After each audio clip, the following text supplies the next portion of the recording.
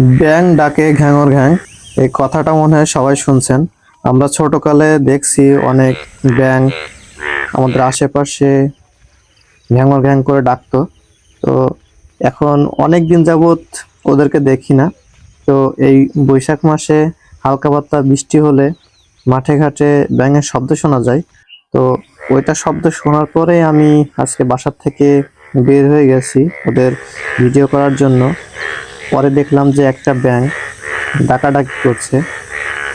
ও যে কি সুন্দর, ওটা না দেখলে আপনাদের বোঝানো যেত না। তো ওই জন্য ওর ভিডিও করলাম।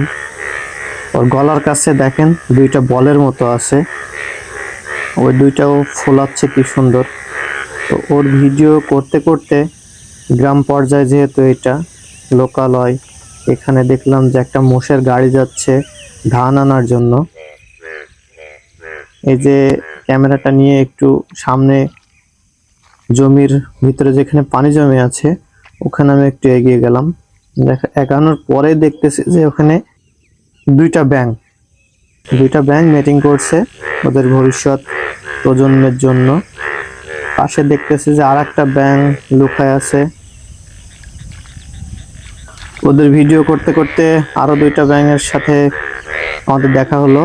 তো আশপাশের পরিবেশটা আপনার দেখাই, যেখানে পানি জমে আছে ধানের জমি।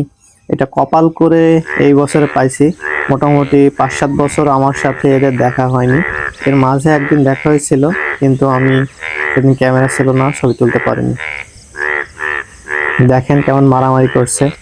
তো এদের ছবি তুলে মনটা শান্তি করে আস্তে আস্তে প্রজাপতি পাইলাম, ওদের ছবি তুললাম।